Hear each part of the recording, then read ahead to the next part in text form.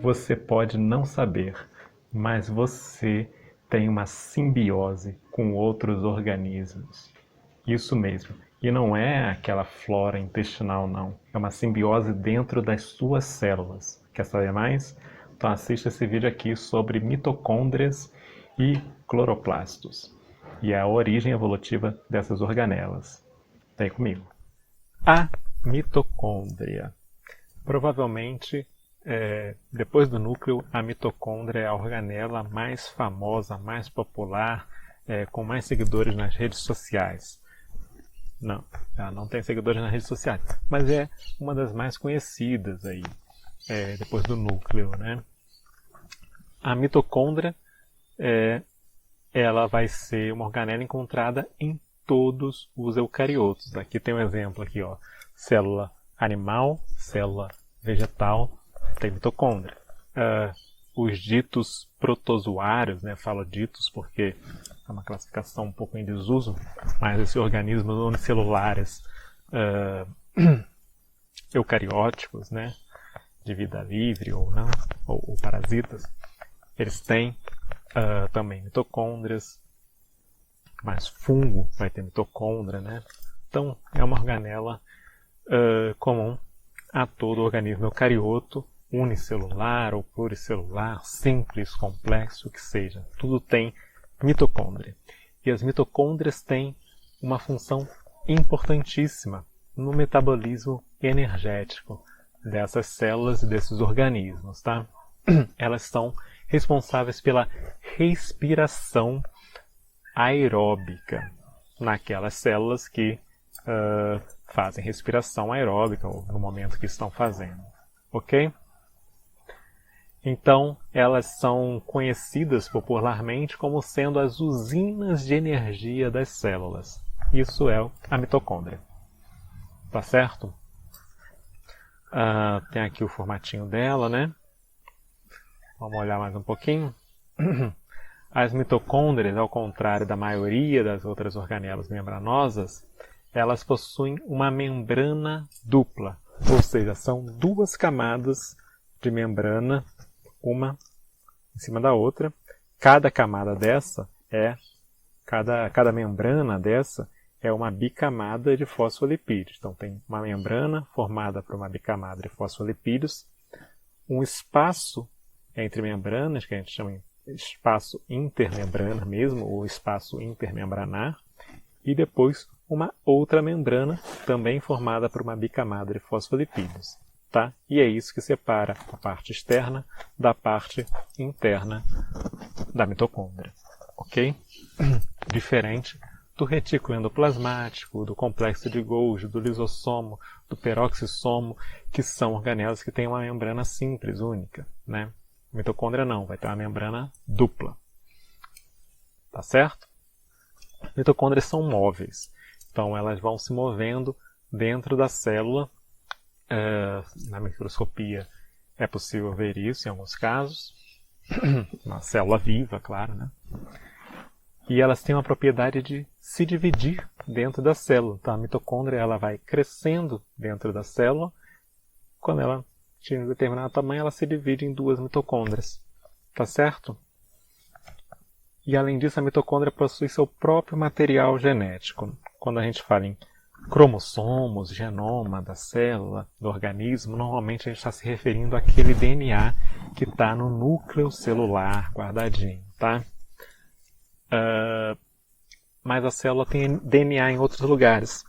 A mitocôndria é um deles, é uma organela que ela, ao contrário do retículo endoplasmático, do complexo de Golgi, lisossomo, etc., que não tinham, a mitocôndria vai ter um DNA próprio no centro dela. Um DNA circular, igual o das bactérias, contendo seus próprios genes específicos da mitocôndria.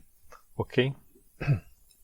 Isso se deve à origem evolutiva das mitocôndrias, que originalmente eram uma célula bacteriana de vida independente e que passou a desenvolver uma associação simbiótica com a célula eucariótica. Mas a gente vai voltar nisso mais para frente nesse vídeo, tá? Mas um outro detalhe importante nessa questão é que na reprodução humana, os espermatozoides eles não têm mitocôndria. Quando o espermatozoide se forma, ele perde as mitocôndrias. Já o óvulo não, ele guarda, sim, as mitocôndrias. Então, quando há fecundação, forma um novo indivíduo, esse indivíduo carrega o genoma nuclear do pai, metade do genoma nuclear do pai, metade do genoma nuclear da mãe, e o genoma mitocondrial apenas da mãe. Tá certo? Então, significa que a gente tem um pouquinho, bem pouquinho mais de DNA das mães do que dos pais. Tá? E isso tem consequências, né? Quando a gente quer, se você quiser fazer um exame para identificar alguma coisa, identificar quem é a mãe de alguém, por exemplo, ou identificar a quem pertence um determinado fluido numa cena de crime, sangue, você pode olhar só o DNA mitocondrial e você já vai conseguir identificar pelo menos de que família é aquela pessoa ali, tá? Na linhagem materna. Bom, as mitocôndrias são extremamente associadas à produção de ATP. Tá aqui a siglazinha. ATP é uma sigla para um nomezão difícil que é adenosina trifosfato. Tá? Mas vamos chamar só de ATP. ATP, popularmente conhecido como a moeda energética da célula. É uma molécula que é a moeda energética das células.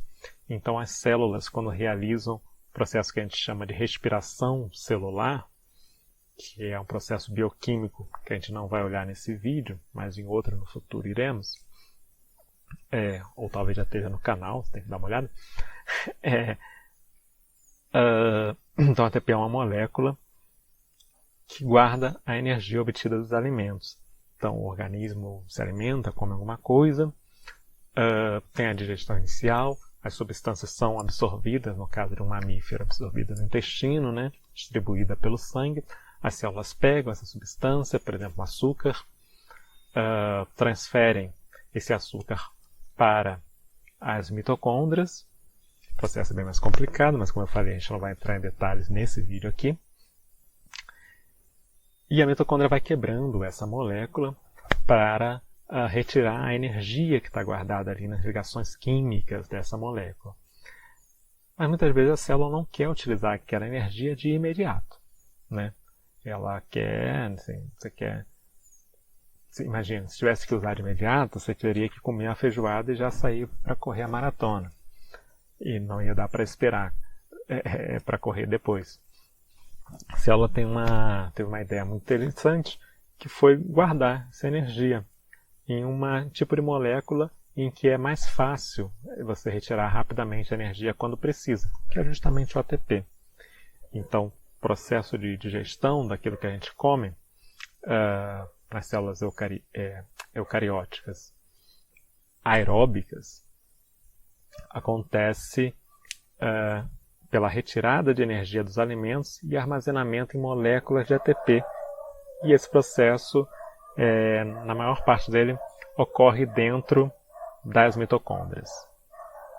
Uma outra organela, também associada ao metabolismo energético, é o cloroplasto.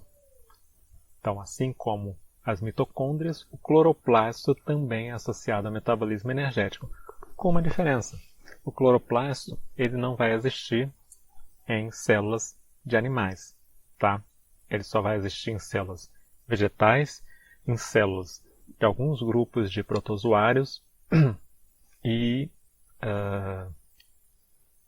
em algas.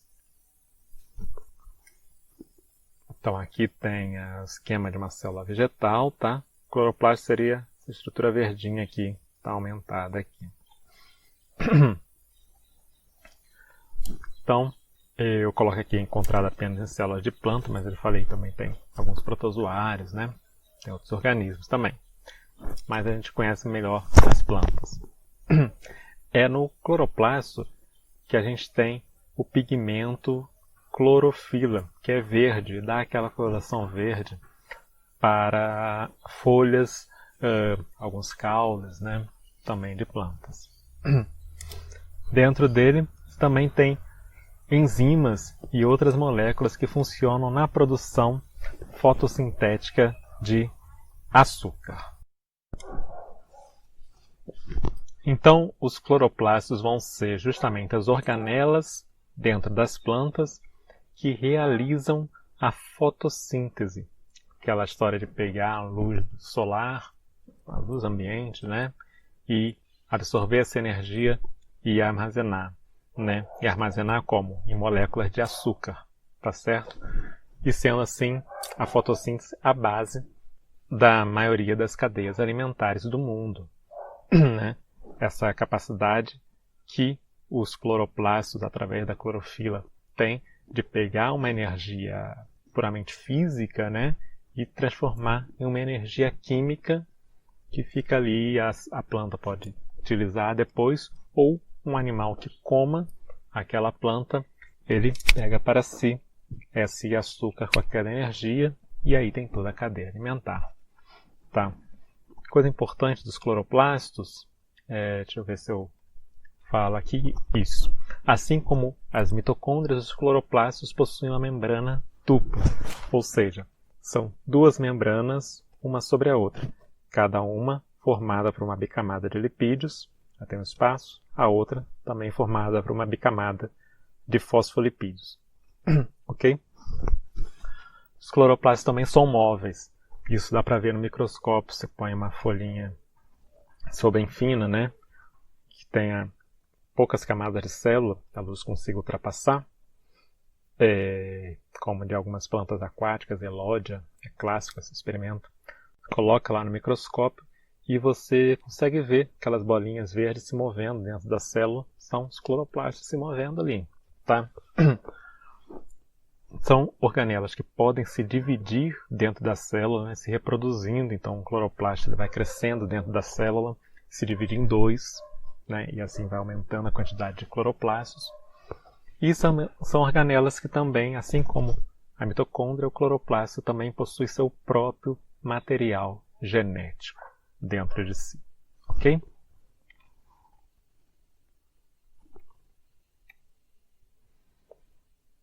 Bom, da onde vem a mitocôndria e os cloroplastos, tá? No caso da mitocôndria e no cloroplasto, a gente tem uma hipótese muito interessante sobre a origem dessas organelas, com muitas evidências, inclusive, para isso, que é a hipótese a mais aceita atualmente, a hipótese da endossimbiose clássica, tá? Essa hipótese foi proposta pela bióloga Lynn Margulis. Não, acho que eu não botei o nome aqui, mas eu vou botar quando editar esse vídeo. Lynn Margulis foi que propôs essa hipótese.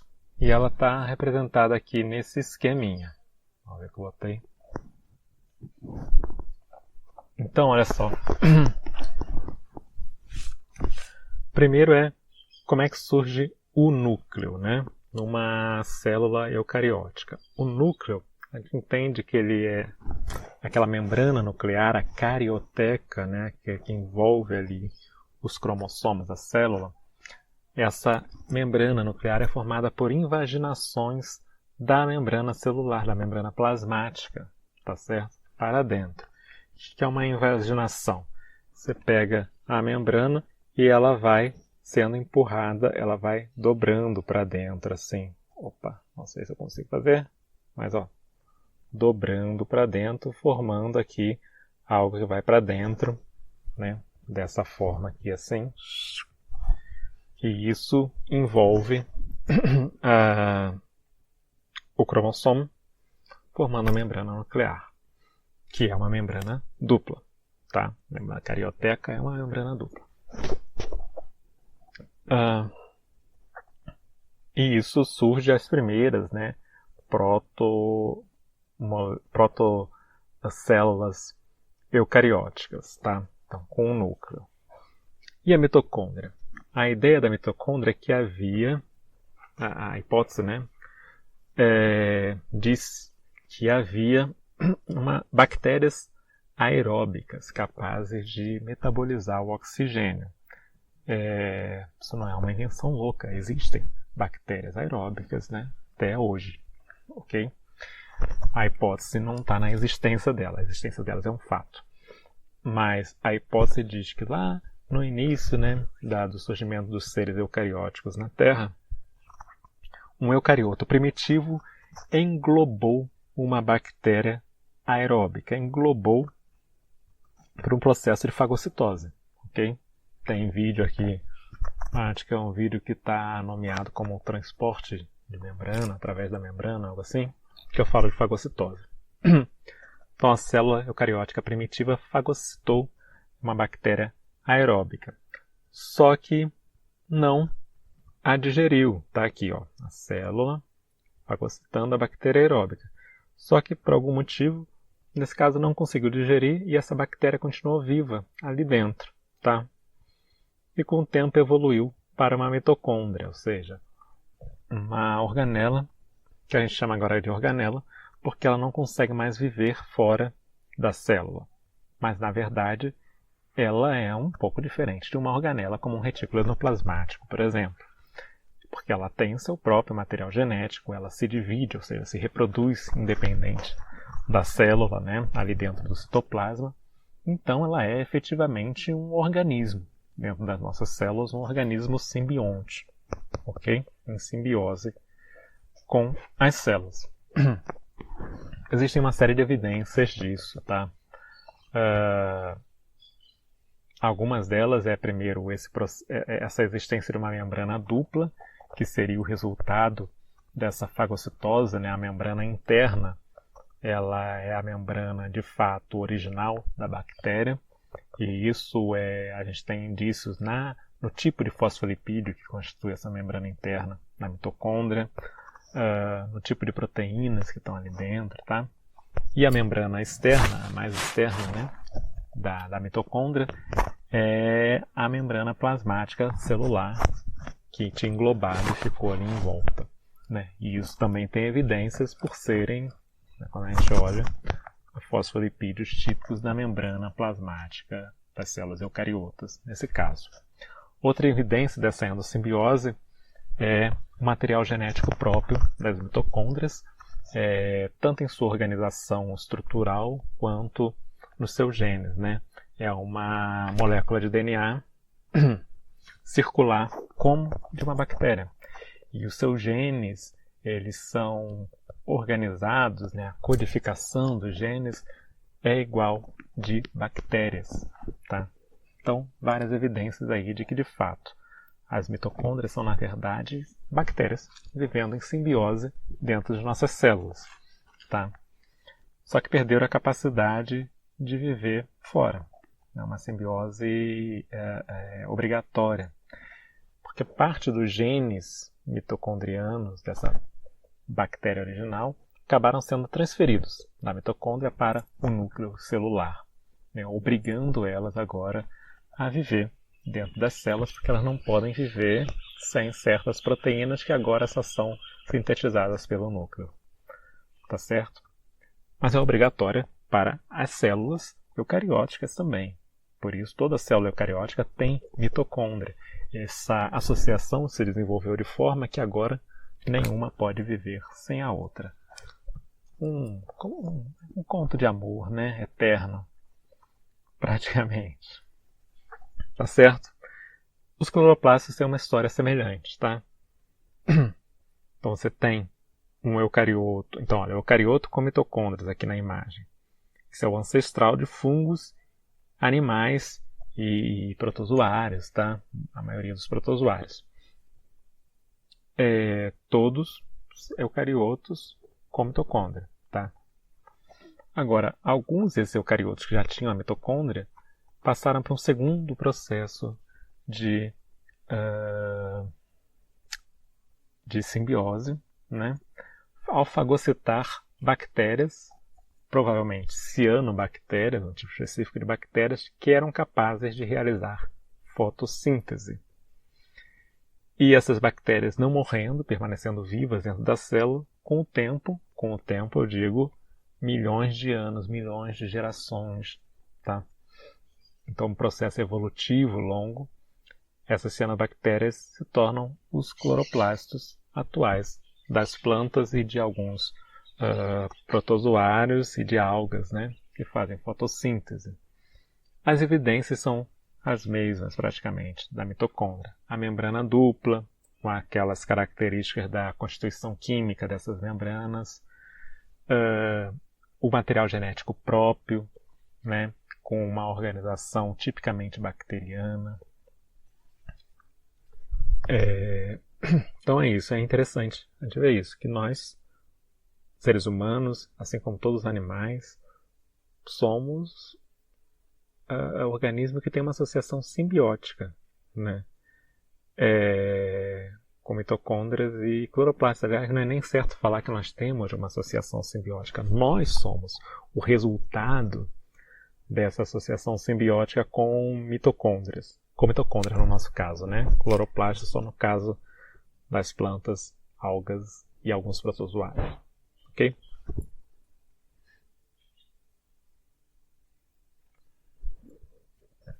Existe uma outra hipótese alternativa para o surgimento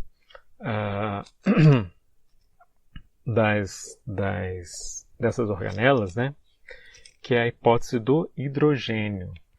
É uma hipótese um pouco mais recente do Martin e do Miller, né? William Martin e Miklos Miller. Ou Müller, não sei direito como pronuncia, né? Segundo essa hipótese, as células eucariotas surgiram quando uma arqueia, e não um eucarioto primitivo, mas uma arqueia englobou uma bactéria aeróbica. Então, o próprio surgimento das células eucarióticas ocorreria no processo de simbiose com uma bactéria aeróbica e, futuramente, a formação da mitocôndria. Tá? Uma das evidências que eles apresentam para essa teoria é a presença de genes remanescentes de arqueia e de eubactéria no DNA genômico dos eucariotos. Tá? Então, o próprio genoma de todo organismo eucarioto seria uma quimera, um híbrido entre eubactéria e arqueia. Tá certo? Então, essa é uma outra hipótese. Mostrei aqui duas hipóteses de origem das mitocôndrias, tá? Dos cloroplastos. A hipótese do hidrogênio é mais para mitocôndria só, tá? A mais aceita é a da Lynn-Margulis, que é a hipótese da endossimbiose clássica, mas tem essa também da hipótese do hidrogênio, ok? Então tem pesquisadores no mundo aí investigando ambas as hipóteses, procurando mais evidências para decidir qual das duas é de fato a correta. Espero que você tenha gostado do vídeo e já sabe, para continuar acompanhando as novidades aqui do canal, se inscreva e aperte aí o sininho para as notificações. E se você gostou desse vídeo, dá um like aí. Um abraço.